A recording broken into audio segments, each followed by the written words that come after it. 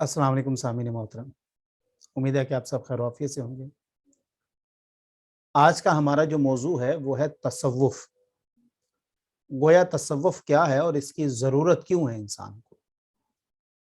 دیکھا جائے کہ تو جب انسان کے پاس قرآن جیسی ایک لارائب کتاب موجود ہے تو پھر ہمیں اس تصوف کو کیا کرنا ہے، اس میں ہمارا کیا لینا دینا کیا ہے؟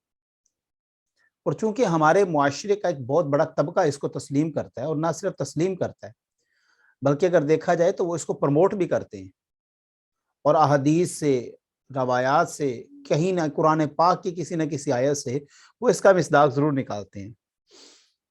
تو میں نے چاہا کہ اس کے اوپر تھوڑی سی گفت و شنید کی جائے۔ یاد رکھیں کہ صوف جو ہے، تصوف، یہ صوف سے نکلا ہے، جس کا معنی ہوتا ہے اون کا۔ یہ خاص طبقہ ہے ہمارے سوسائٹی کے اندر، معاشرے کے اندر، جو کہتا ہے کہ آپ ایک 10 سوٹ اپنے لیے کیوں سلواتے ہیں جب آپ ایک ہی کپڑے میں اپنی پوری زندگی بتا سکتے ہیں، یا آپ ایک سے دوسرا سوٹ لے سکتے ہیں، یا ایک چادر ایک لے سکتے ہیں اور آپ اپنی پوری زندگی بتا سکتے ہیں۔ تو کیا ضرورت ہے آپ کو کہ گرمیوں کے الگ کپڑے ہوں، سردیوں کے الگ سے ہوں، ان کے اندر بھی میچنگ ہو، فلاں یہ چیز ہو، بوٹ یہ ہوں، شوز یہ ہوں، چپل یہ ہو، اس کے اوپر اگر خواتین ہیں تو ان کے تو ڈریس کے پھر کیا ہی کہنے ہیں، ان کے تو وہ پھر چوڑیوں سے نیل پالش، ہر چیز جو ہے وہ کہتا ہے یہ سب کچھ اسراف میں آتا ہے، وہ یہ فضول خرچی میں ہے۔ ہاں، اگر آپ کو ضرورت ہے، آپ کے بدن پر کپڑا نہیں، ایک کپڑا خریدیں، بہت بہتر ہے۔ اب ان طبقے کو، جو اس طبقے کے اوپر چلتا ہے، اس کی ایک الگ ہی دنیا ہے، اس کا ایک الگ ہی پیرامیٹر ہے، ایک الگ ہی اس کا جو سینیریو ہے۔ اگر آپ اس میں جا کے دیکھیں، ویسے تو اگر میں تھوڑا سا ڈیپلی جا کے بات کروں تو آپ کہاں سے آئے ہیں، آپ کا مقصد کیا ہے، اور آپ جانا کہاں چاہتے ہیں؟ گویا یہ 3 سوالات ایسے ہیں جو انسان، ہر شخص جب وہ علم کی سیڑھیاں چڑھنا چاہتا ہے تو سب سے پہلے اس کے ذہن میں یہ 3 سوالات آتے ہیں۔ اس کے بعد اسی میں پھر گمگشتہ رہتا ہے، وہ تلاش کرتا رہتا ہے۔ اگر اس کو ان سوالات کے جواب بعد مل جاتے ہیں تو پھر آپ مان لیجئے یا سمجھ لیجئے کہ انسان تصوف کے راستے پر چل پڑا ہے، کیونکہ تصوف کی جتنی بھی بنیاد ہے وہ ساری انر پوشن ہے۔ وہ آپ اندر بیٹھتے ہیں، اپنے اندر ہی ایک دنیا بساتے ہیں، ایک مراقبہ کرتے ہیں، ایک مشاہدہ کرتے ہیں۔ اسی طرح تمام وہ رموز اور اوقاف اور تمام کے تمام وہ جو ایک سیڑھیاں ہیں، جو اس کی منازل ہیں، وہ آپ طے کرتے چلے جاتے ہیں۔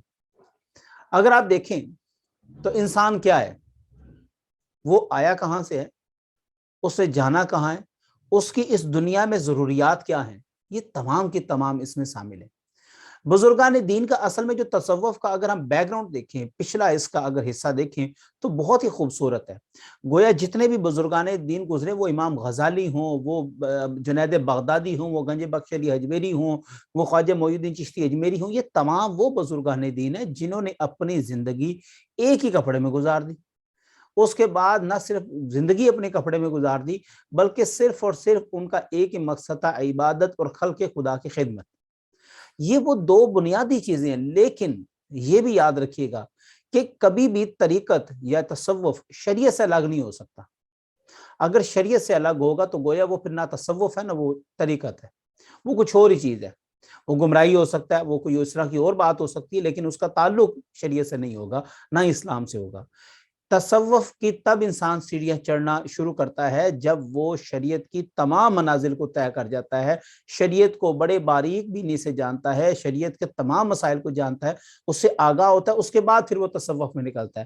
تصوف میں زیادہ سے زیادہ انسان کیا کرتا ہے، اپنے نفس کو مارنا شروع کر دیتا ہے، اپنے نفس کے خلاف جہاد کرنا شروع کر دیتا ہے، اس کی ہر بات کا انکار کرنا شروع کر دیتا ہے۔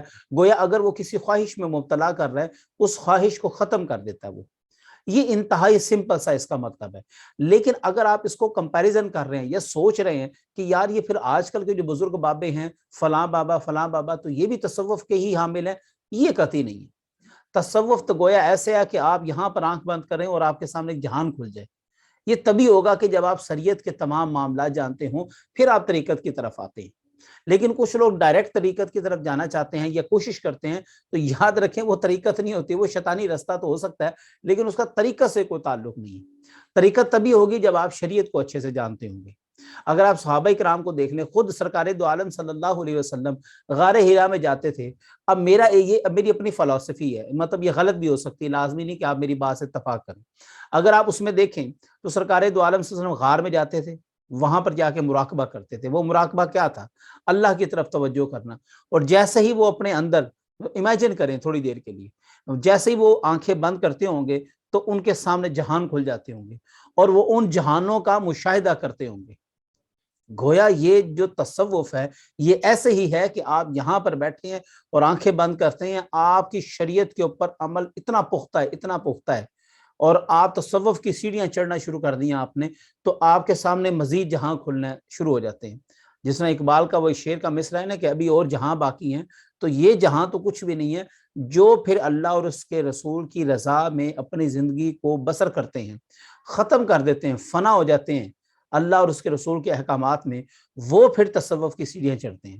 ہمارے ہاں جتنا گندا, جتنا ننگا, جتنا بے شرم انسان ہوگا, ہم اس کو اتنا ہی بڑا پیر بنا لیتے ہیں, اتنا ہی بڑا ہم سمجھتے ہیں کہ تصوف کا بہت بڑا اعلیٰ منزل پہ فائز ہے جی, یہ تو اتنا پہنچی ہوئی سرکار ہے, کسی کو گالی دے دے لوگ تو گالیاں سننے آتے ہیں اس سے. لا حول ولا قوت, اگر سننی ہے تو پھر آپ کسی ویسے گالیاں سن لیں, لیکن گالیاں سننے کے بعد یہ عقیدہ تو نہ بنائے نا کہ جی اب یہ گالیاں سنی ہیں تو اب میرا جو ہے وہ بیڑا پار ہو گیا.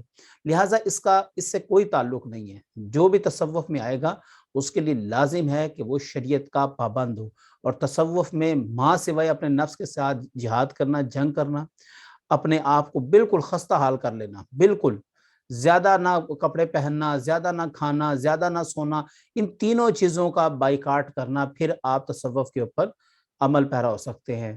آج کی تصوف کے حوالے سے امید ہے جو مختصر سا ہمارے یہ ڈسکشن تھی آپ لوگوں کو اچھی لگی ہوگی. اپنی دعا میں یاد رکھیے گا. جزاک اللہ. اللہ حافظ.